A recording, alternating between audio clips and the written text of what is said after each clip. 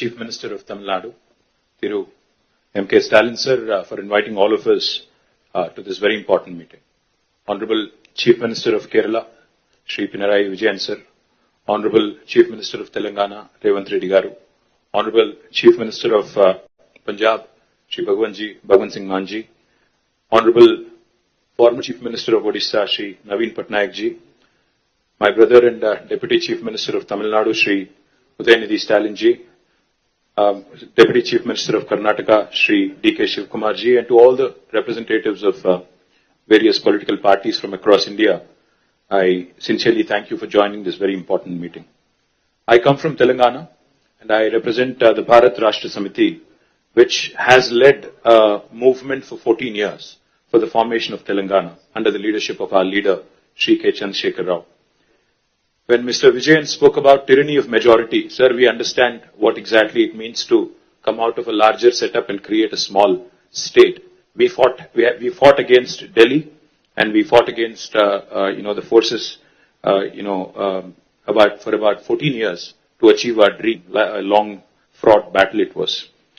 We of course draw a lot of inspiration from the people of Tamil Nadu on how to preserve our identity and fight for our rights in a federal setup, because the whole Dravidian movement is a beacon of light for all of us across the country in terms of fighting for our rights and fighting for our spirit. We of course also are aware that the 5 South Indian states are at the receiving end, as was enunciated by Shri Vijayan ji, Shri Revanth Reddy ji, and also eloquently by D.K. Shivkumar ji, of the union government's policies.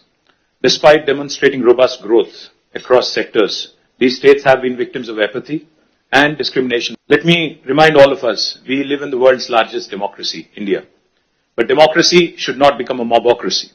We cannot let numbers dictate terms, we cannot let numbers dictate policies. While any true federal government would incentivize high-performing states, we have a dispensation today in India that rewards laggards and penalizes achievers. South Indian states, we all know, have been pioneers in administration, in education, in economic production, yet we are penalized with reduced political power. This is not just an imbalance, but it is a political and fiscal centralization that is looming large. History will not forgive us if we do not speak up, because this is the time I think we have to unite. We have to fight against this fundamental inequity. We also need to remember those who have contributed significantly cannot be penalized, cannot be discriminated against.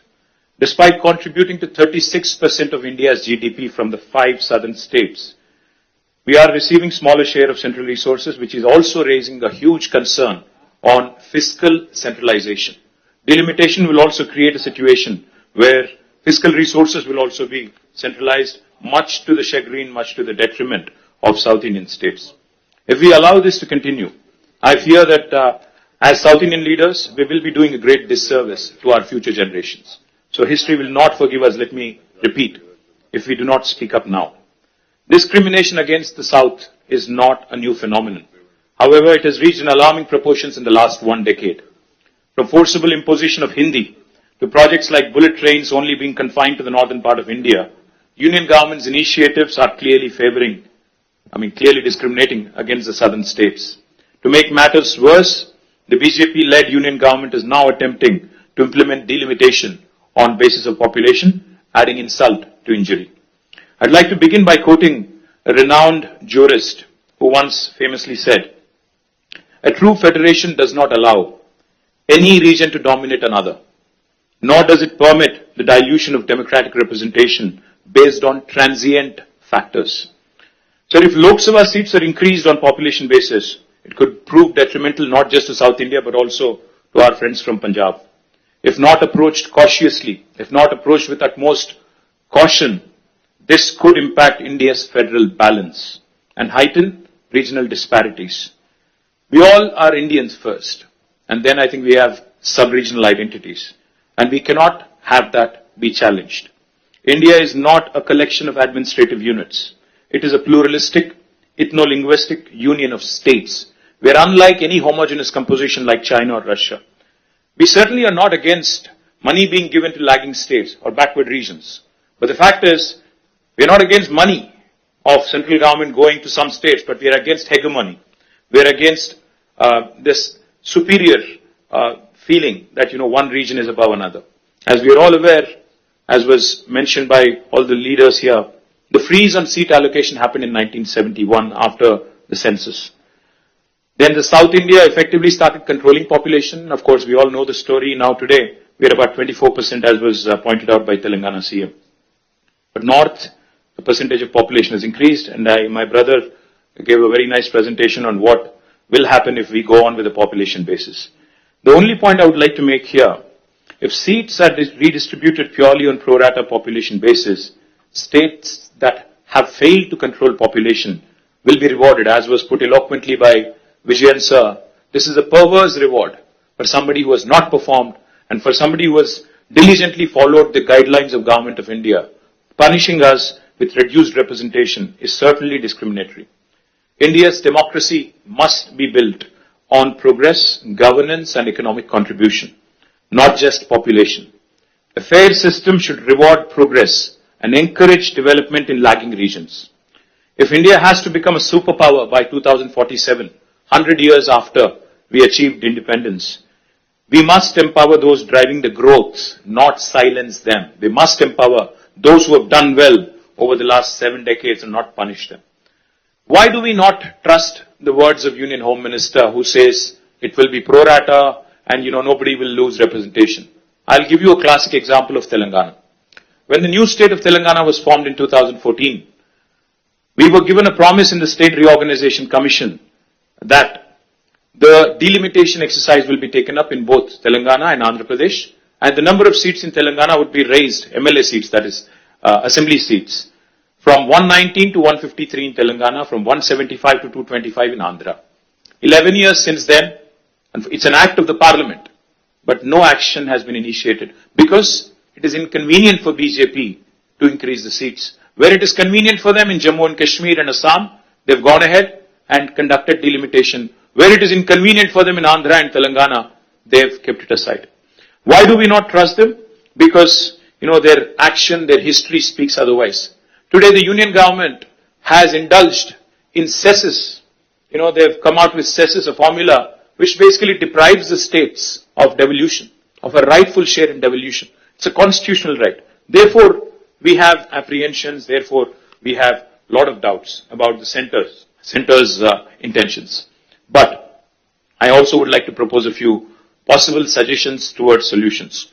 If the central government is determined to proceed with delimitation, I think as Stalin sir put it, fair delimitation is the ask. It should be fair, it should be just, and Dr. Baba Saheb, when he put these 3 words in constitution, I think he meant it for situations like this: equality, liberty, and fraternity. Now, if they would want to go ahead and do the delimitation because they have the numbers, then we have to ensure that the current proportion of each state remains as it is. If Tamil Nadu has about 39, is it? 39 and Telangana has 17 with increased numbers also, our percentage should also increase proportionately. And it should not come down, our voice should not come down. If a state currently has 2% of the total parliament seats, even after delimitation, also the state should have 2% share of the seats. As Mr. Mann was pointing out, his numbers will increase technically, but percentage will come down, which defeats the whole purpose. The second suggestion could be, as some people are proposing, a permanent, freeze could be also brought in. We can say that 1971, the census could be the basis and there could be no further increase in the number of seats. Another alternative approach could be, again, this could be a radical solution. As one of my friends asked, what is the basis for Telangana CM's recommendation of 33%? I would say, if South India is contributing 36% to GDP, why don't you give us 36% of the voice in parliament? What is wrong? Why are you not rewarding those states that have performed exceptionally well in nation building? If nation building can happen by way of contribution from states, then why not reward those states that have done very well? Sir, I would only say fiscal contribution, I think, also has to be taken. It cannot just be population. No one can ignore, because since even D.K. Shivkumar Anna mentioned fiscal contribution, let me point out, Telangana is only 2.8% of India's population, but we contribute to 5.2% of India's GDP. We're literally punching double our weight. We cannot be penalized, we cannot be snubbed, we cannot be undermined in terms of our voice in parliament which is a travesty of justice. One thing I would also like to add, and this is a possibly practical solution. Sir, a true representative democracy is one where people's voices are heard. Why is delimitation being proposed? Because population has increased and people's voices have to be heard. If people's voices have to be heard, increase the number of MLA seats in each state. You go ahead, increase the number of MLA seats, because typically MLAs are the first port of call for people, not MPs. MPs only voice concerns on larger national policies in Parliament. But MLAs are the first port of call. So I would propose that the national government come forward, union government come forward with a proposal. In lieu of increased population across the country, let us increase number of assembly seats in each state so that people are having more access to their MLAs, more decentralized setup. Also, I would like to say this is a fair formula because I think, most states would be happy to see more representation. Finally, I would like to remind the union government from this forum, sir, that India is a union of states. Constitution clearly says we are a union of states. We are, like Pinarayi Vijayan sir said, federalism is not a gift. It is our right. So let us remind union government that our founding fathers stitched this great country together with immense grit, determination and tenacity. They understood that India is one of the most diverse nations on this planet and therefore thoughtfully incorporated essential concessions and guarantees into our constitution to build a strong foundation of mutual trust. Sadly, that very foundation is now being shaken by the current regime in New Delhi. Political representation for states in the Lok Sabha is a crucial and a very deeply emotive issue. The union government cannot be callous. They must not take any hasty steps without broad and inclusive consultations involving the people, political parties, state governments, independent activists, people's organizations and civil society groups as well. India has just completed 75 years of its existence. Our national leadership should strive to heal the old wounds rather than create new ones. Union government should act like a big brother, not big boss. As a renowned scholar and statesman once said, the federal structure of India must ensure that no state, however small or large, it could be Manipur or it could be Uttar Pradesh, feels neglected in governance. Finally, cooperative federalism will make India stronger. Stronger the states, stronger the country. Cooperative federalism will make India stronger, not coercive federalism. Jai Telangana, Jai Hind. Thank you, Stalin sir.